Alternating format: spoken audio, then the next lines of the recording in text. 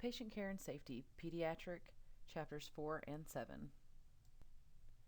Duties and responsibilities of the radiographer. Safe transfers from bed to gurney, gurney to table, and wheelchair to table. Patient assistance with bed pans or urinals. Patient assistance to restroom, patient assistance with changing into a gown, radiation protection, and taking care of yourself from injuries. Patient's belongings. Direct the patient to the correct dressing area for gown changing. It is your responsibility to give dressing instructions. Lockers and clothing, dressing room. Personal items, jewelry, money, wallets, purses.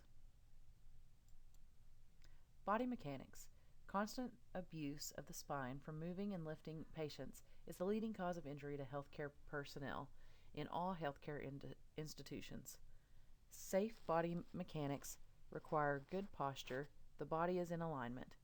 The center of gravity is the point at which the mass of any body is centered. When a person is standing, the center of gravity is at the center of the pelvis, which is also the sacral level 2. Body mechanics. Proper lifting can reduce injuries and lower back pain. Lower back pain is the major cause of disability in adults. Biomechanics is the study of the law of physics, law of mechanics, as they apply to living bodies at rest and in motion. Biomechanics are used to optimize exercise programs, promote greater athletic skills, design relatively safe work environments, helps researchers discover how people are injured and what can be done to prevent. Rules for correct posture. Hold your chest up and shoulders back. Hold your head erect and chin in. Stand with feet 4 to 8 inches apart and keep your body weight equally distributed on both feet. Keep knees slightly bent. Keep the abdomen sucked in and buttocks in. Fundamentals. Fundamentals to good transfer techniques are base of support, the center of gravity, and your mobility and stability muscles. Base of support. Foundation on which a body rests. When person is standing, space between the feet. Wide enlarges, narrow is unstable and mobile. When transferring, establish a stable base. Standing with feet apart improves stability. This is just a diagram depicting wide, narrow, and normal. Center of gravity, hypothetical point around which all mass appears to be concentrated. Act on the entire body from this point. Sacral level 2, or also known as S2. Safe moving. Hold close to the mover's center of gravity. Stability, body center of gravity over its base of support, always. Instability, the center of gravity moves beyond the boundaries of the base. Mobility and stability muscles. Mobility muscles are found in the limbs. Long, white tendons cross 2 or more joints. Examples of this are biceps and hamstring muscles. Stability muscles are found in the torso. Large expanses of red muscle provide postural support. Examples of this are latissimus dorsi and rectus abdominis muscle. Mobility and stability muscles. White mobility muscles is lifting. Red postural muscles is support. Lifting should be done by your knees by bending, straightening, and keep your back straight with slight lordosis.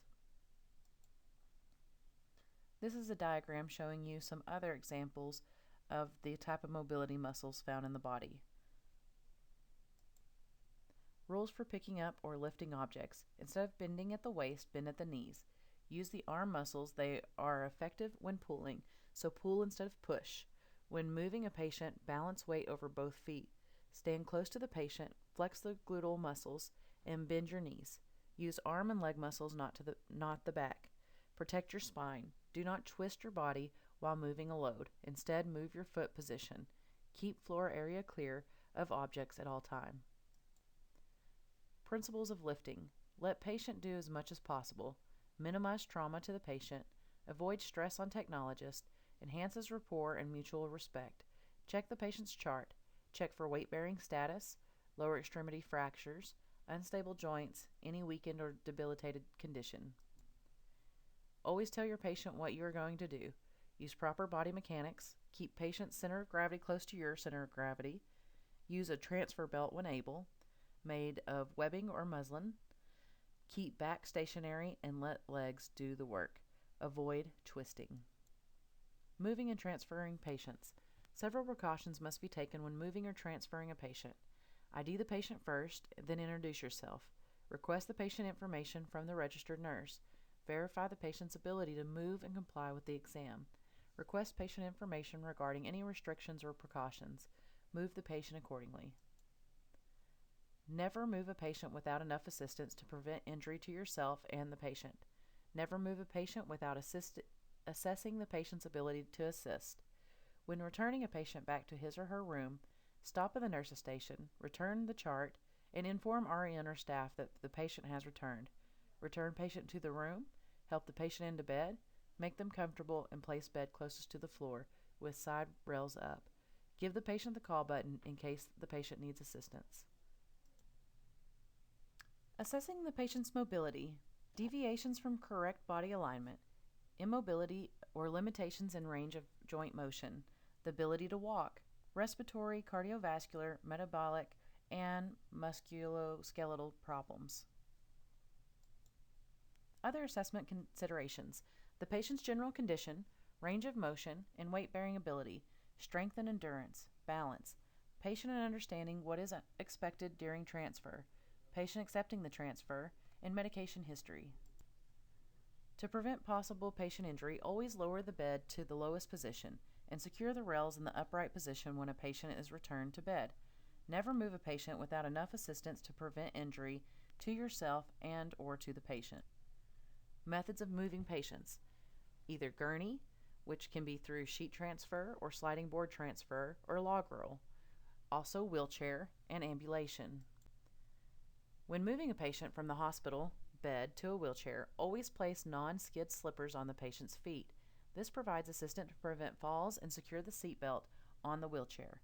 Before allowing a patient to get out of the wheelchair, raise the foot supports out of the way. Cart transfers, aka stretcher or gurney. Position alongside the table on the strongest side. Secure the cart. This can be done with sandbags or other devices to block the wheels. Cart transfers. If patient can assist, stabilize the cart, support the body part. If the patient cannot assist, use a moving device or at least 3 people. Moving devices. Commercially manufactured, all designed to be for cart to table transfer. They can be smooth, thin plastic, a canvas plastic, or have small rollers. Roll patient onto a side away from the transfer. Device placed in the middle of the back. Roll the patient back onto the device and then move the patient. Roll on the side to remove the device. This is a diagram showing how to use a slide board or moving device. Moving devices. Second type, low friction polyester sheet. Slides patient. There are types known as a maxi slide, a maxi tube, and maxi transfer produced by Arjo. Top layer moves with patient, protects against abrasions, requires less effort and less personnel. Lateral transfers. 2 sheets are needed. One is directly under the patient. The second is under the first to serve as tracks. If no sheet, roll the patient to the side, place double sheeting under, roll back onto the top of the sheets. Both surfaces side by side, as close as possible at the same height. Lock the wheels. Sheets have handles. Requires 2 techs. Person directing supports the patient's head and chest. Other person supports pelvic girdle and legs. Grab the top of the sheet and slide the patient laterally. Without a moving device, use a draw sheet. Roll up a draw sheet on both sides. Person directing supports head and chest from far side of the table, directs the move. Other person supports pelvic girdle from cart side. Make sure the cart does not move. Third person supports legs from table side. Patient's arms should be crossed, patient lifted and pulled to the table. This is a diagram showing the draw sheet lift. Can be more difficult, potential for strain or injuries. Not recommended for heavy or seriously injured patients, and never attempt to kneel or stand on the table for transfer. Wheelchair transfers. There are 4 different types: standby assist, assisted standing pivot, 2-person lift, or the hydraulic lift. Always position the patient so able to transfer towards their strongest side. Standby assist transfer. Position the wheelchair at a 45-degree angle to the table. Talk to the patient. Move the wheelchair footrest out of the way. Be sure that the wheelchair is locked. Sit on the edge of the wheelchair seat. Push down on the arms of the chair to assist in rising. Stand up slowly. Reach out and hold on to the table with the hand closest to the table. Turn slowly until you feel the table behind you. Hold on to the table with both hands and then sit down. Assisted standing pivot transfer. For patients who cannot transfer by themselves, use a transfer belt when able. Do the following steps. Move the wheelchair footrest out of the way. Be sure that the wheelchair is locked. Have the patient sit on edge of the wheelchair. Have the patient push down on the arm of the wheelchair to assist in rising. Bend at knees. Keep back straight and grasp belt. Block patient's feet and knees. Place one foot outside patient's foot with knee at medial surface of patient's knee. As patient rises to stand, rise also by straightening your knees. Once standing, ask, "Are you feeling okay? Are you all right?" Let them stand a minute to gain stability. Pivot both of you towards the table until the patient is able to feel the table behind them. Ask the patient to support themselves with both hands and sit down. Help the patient sit. Be sure back remains straight, lower from the knees. Help swing legs around. This is a demonstration of how to do a assisted lift. Two-person lift. For patients who cannot bear weight on lower extremities, you must be lifted onto the table. Must be semi-lightweight. Strong person lifts the torso, the other lifts the legs. Verbal planning is required and helps coordination. Steps. Lock wheelchair. Remove armrest and footrest. Have the patient cross their arms over their chest. The stronger person reaches from behind under the patient's axilla and grasps the crossed arms. Second person squats in front, cradles patient's thighs and calves. On command, the patient is lifted clear of the wheelchair and placed on the table. This is a demonstration of the two-person lift. Hydraulic lift technique. For patients who are too heavy to lift manually, functions of a hydraulic lift. Have 4 caster wheels, no locks. A lever controls widening and narrowing base of support. 2 handles for steering. Manual pump raising, release valve lowering. A spreader bar for the sling attachment. This is an example of a manual hydraulic lift. Hydraulic lift technique. Prior arrangements need to be made so the patient is on a transfer sling. The sling attaches to a spreader by hooks and chains. The longer is for the sling seat. The shorter is for the sling back. Adjust according to size. Hook chains from inside out to help prevent injury. Close the release valve. Assure the comfort in swing. Raise the patient until cleared of the wheelchair. Open the release bar. Lower the patient and guard the head. Then remove the chains. Leave the sling under the patient for their next move. This is an example of how to attach the patient to the hydraulic lift.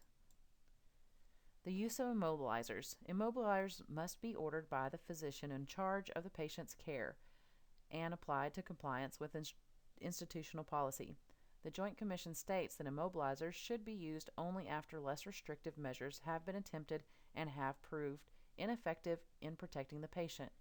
Immobilizers are defined as any manual method of physical or mechanical device, material, or equipment attached or adjacent to the person's body that the person cannot remove easily, that restricts freedom of movement or normal access to one's body.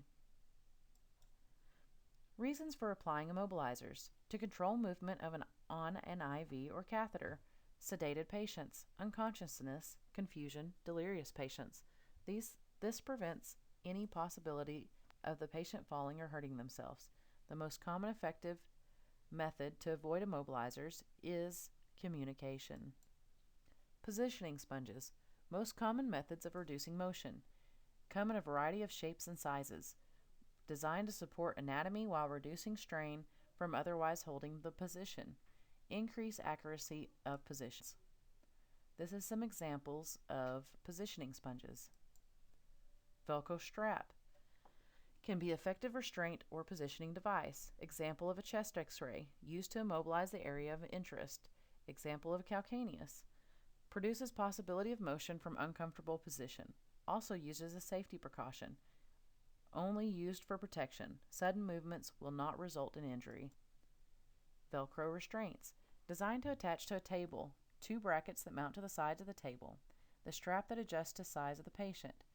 Can be used for compression. By tightening, can enhance diagnostic information. Also used when the patient is unable to stand unassisted, helps assure the patient they will not fall. Sandbags, useful for positioning and immobilization. Can be used in various ways, by self or with other positioning devices. Helps reduce voluntary motion. Are radiopaic. Radiation does not pass through them easily. Cannot place an area that will obscure information. Place on gently so not to cause any further injury. Positioning of the patient for diagnostic imaging examinations. Supine or dorsal recumbent, which means on their back. Lateral recumbent, which means on their side. Prone, face down. High Fowler, head up 45 to 90 degrees. Semi-Fowler, head up 15 to 30 degrees. Sims, leg over, butt at an angle up. Trendelenburg, which means head down, or erect, which means upright. Positioning. Different positions are needed for most exams. Once the patient is moved to a table, can move segmentally into new positions.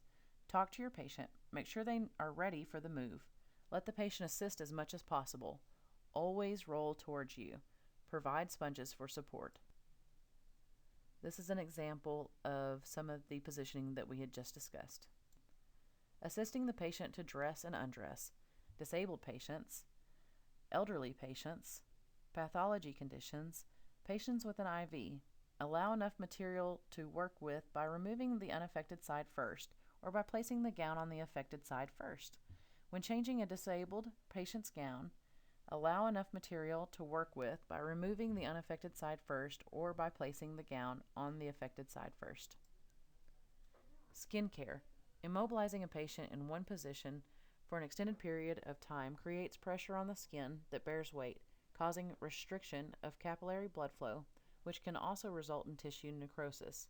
Moving a patient to or from a diagnostic imaging table too rapidly or without adequately protecting the patient's skin may damage the external skin. Persons who are most prone to skin breakdown are malnutritioned, elderly, and chronically ill. Moving a patient from the gurney to the x-ray table can cause scraping or bruising. Movement back and forth on a hard table or uneven surface. Having your patient lie in wet or soiled sheets for a long period of time. Cast care and traction. Compression of a cast may produce pressure on the patient's skin under the cast, and this, in turn, may lead to the formation of a decubitus ulcer at the site of the cast compression. A cast that becomes too tight may cause circulatory impairment or nerve compression. A cast must be supported at the joints when moving it. Have positioning tools available: sponges, sandbags, and pillows for positioning applications. Work around the patient. Critical thinking is a major part. Remember, you need images 90 degrees of each other. Patience and traction. Never move or remove any of the weights from traction. Consult with the patient's nurse prior to taking x-ray. Again, critical thinking comes into play. You and the x-ray tube must move around the patient. Extremity trauma. Traction splints. Designed for lower extremities. Exert force to the affected limb. Applies pressure, pelvis and groin. Radiopaic material, but still can see what is needed with initial x-rays. Most upper extremities splint are radiolucent. Assisting the patient with a bedpan or urinal. Often a patient is unable to safely use the restroom while on a gurney or x-ray table. The radiographer must assist the patient with a bedpan or urinal if the patient requests it, standard bedpan or urinal, or a fracture bedpan. Urinals. Mills, shaped so able to use supine, laying on their side, or in a Fowler's position. Used for those unable to walk. If patient is able, hand them the urinal, collect with a gloved hand, dump out, rinse with cold water, place in soiled, offer a washcloth, and wash hands. If assistance is needed, put on clean gloves, raise the cover slightly, spread patient's legs and place urinal between. Place the penis into the urinal, hold the urinal by the handle until finished. Remove, empty it, remove gloves, and wash hands. Bedpans. Used for defecation and females for both defecation and urinating. There are two different types, metal or plastic, which are the most common, or fracture pan. Hand washing is important before and after. If cold, run warm water over and dry. Patient privacy is a must. Place a sheet over them. Assisting patient with a bedpan. First, remove the bedpan cover and place at the end of the table. Place one hand under the back, ask to lift hips, and place pan, cover with a sheet. Sit up if possible. Do not leave alone for long. Put on clean gloves. Patient lays back and raises hips to remove pan. Remove cover and empty. Assistance with the bedpan. Both put on gloves. Assistant stands on opposite side. Turn patient into lateral position. Place the pan against the hips. Place patient supine and hold pan in place. Remove and wash hands. Sometimes help is needed when wiping. Females must wipe from front to back. Departmental safety. Fire safety will be found on pages 86 through 90. Fall prevention, poisoning and disposal of hazardous waste materials, radiation safety such as ALERA, time, which is shortest exposure time, distance, increased distance from the source, and shielding, shield patients and use collimation. Protection from radiation. Strive to produce x-rays with the least possible dose to patient. When the patient moves, repeats are necessary. More radiation to the patient. Voluntary, which is controlled by the patient. Cause from non-communication. Involuntary cannot be controlled. This may be things such as room temperature, medication, disease processes, etc. Try to perform the exam correct the first time to reduce patient dose. Pediatric. The pediatric patient. Age infancy, to your book says 15, but in reality it's 18 years of age. Requires safety and communication techniques for an effective outcome. Requires a sensitive approach toward the parent or guardian. Establish a rapport with the parent and child. Explain the exam to the child when applicable. And establish eye-level contact. Pediatric. Get down to the child's level. Establish a positive relationship. It can present a challenge to interpersonal skills. Technologists must incorporate patience, technical knowledge, be understanding, use effective communication, and sometimes the use of immobilization devices. Never separate security object from child's sight. Explain exam to parent with the child. Helps the child become familiar with you. Never leave children alone. If you can handle children effectively, you can handle anyone. Principles in pediatric imaging. Children are not just small adults. Communication skills will differ, and you'll also need immobilization techniques. The atmosphere, a waiting room, age-appropriate activities such as coloring books, toys, games, TVs, or movies. Imaging room, bribery or distraction such as stickers or stuffed animals. Preparation, make sure to have the tube and IR in placement, lighting, and accessories. Caring for children during radiographic procedures. Neonate, which is birth to 28 days, infants 1 to 12 months, toddlers 1 to 3 years, preschoolers 3 to 6 years, school age 6 to 12 years, and adolescents, which is 12 to 19. High risk newborn infant. NICU or neonates in ICU. Senses respond to changing environment. Hand hygiene is a must. Appropriate clothing attire including gloves. Cleanliness of portable. Consult with infant's nurse prior to exam. Never image an infant without assistance. Provide lead shielding to nurse and self. Shield the infant. Infants 1 month to 1 year. Not fearful of strangers. First communications are facial expressions, body movements, and other nonverbal behaviors. Hold infant like the parents. They like the familiarity. Use a soothing voice. It's okay. Parents can come in to assist. Never leave unattended. 1-year-olds can remember feelings of anxiety. Toddlers, 1 to 3 years. Begin to fear strangers initially. Understand simple distractions. Cannot take viewpoint of another. Use simple words, only concerned about now. Preschoolers, 3 to 6 years. Not able to reason logically or understand cause and effect. Involved with self-image. They must see and hear to understand. Must be actively involved to keep attention.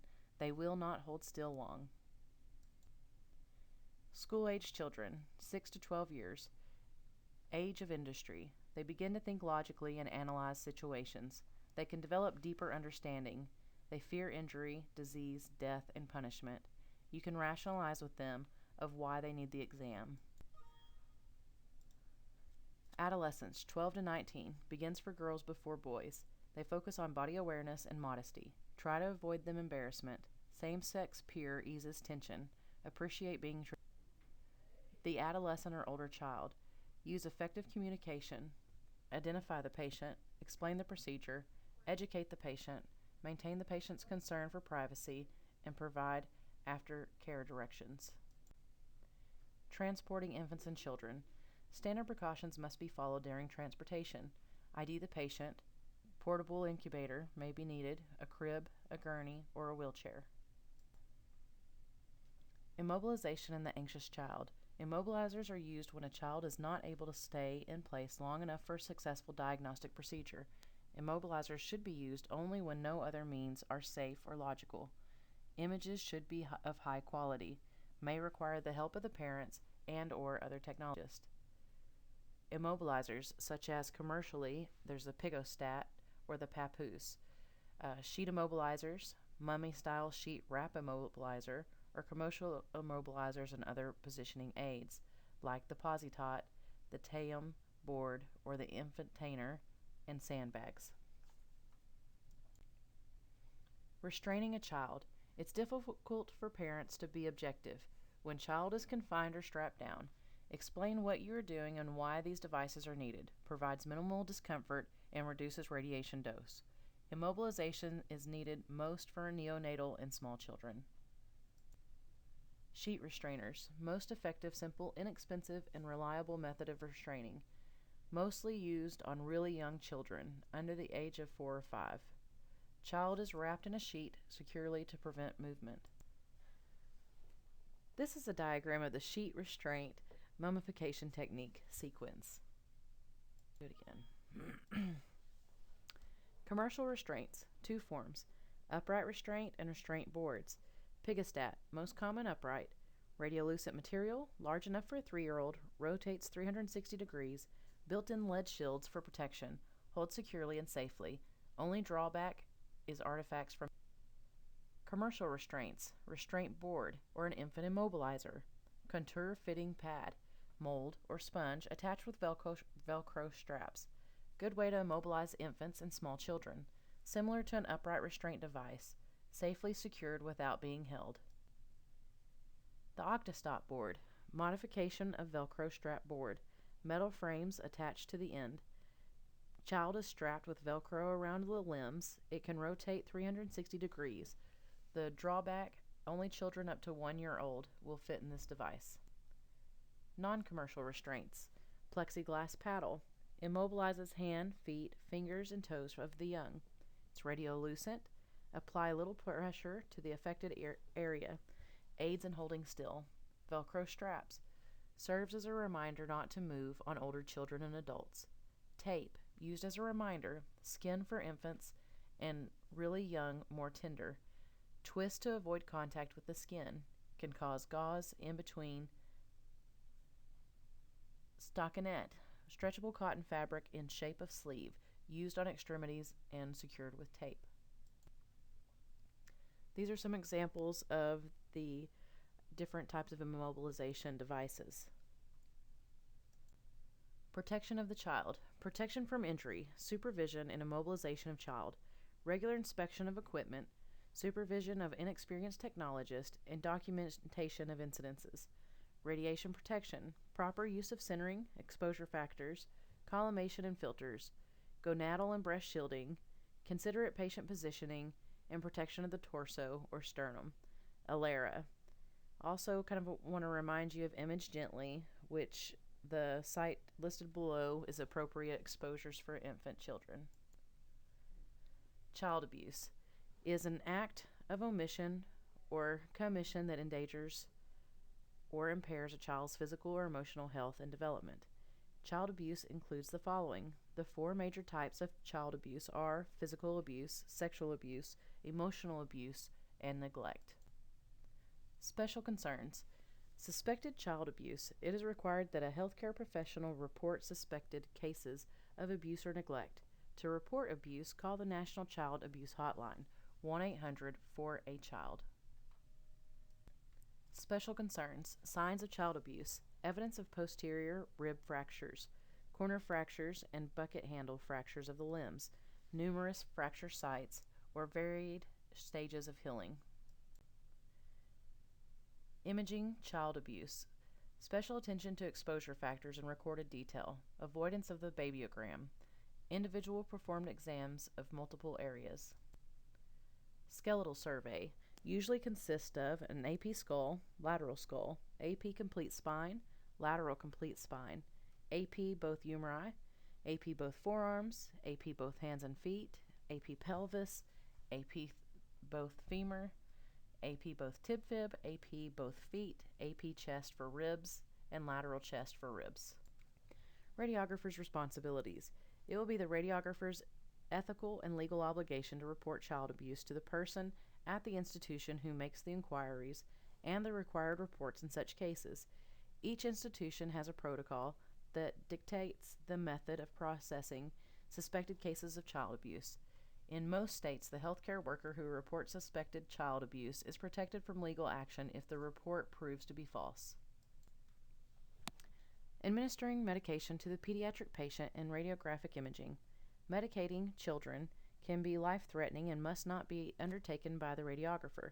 However, if a registered nurse is unavailable to administer contrast media to patients under 18 years of age, with proper education and certification, the radiographer may administer the contrast media under the radiologist's approval.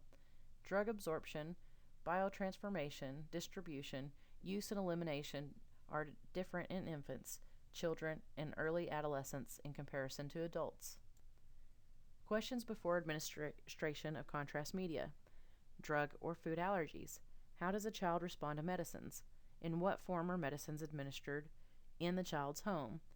Will the parent be able to supervise the child after the exam? Any unusual circumstances with medication in which the physician should be notified? Is the parent educated in the action of any possible reactions to the drug? The assessment and care of the child is usually performed by a registered nurse who works in diagnostic imaging. Before the child receives a contrast agent or sedating medication is discharged, he must be assessed by the nurse or physician and given authorization to leave with a parent or guardian after the exam. Catheterization of pediatric patients. Catheterization may be required for cystogram procedure, which may include avoiding cystourethrogram. Catheterization of pediatric patients is recommended by a registered nurse or physicians who have specialized education in pediatrics. Examinations unique to the pediatric patient is a VCUG, or voiding cystourethrogram. Assesses the bladder function and demonstrates ural and urethral anatomy, assesses reflux, and identifies urethral structures in males.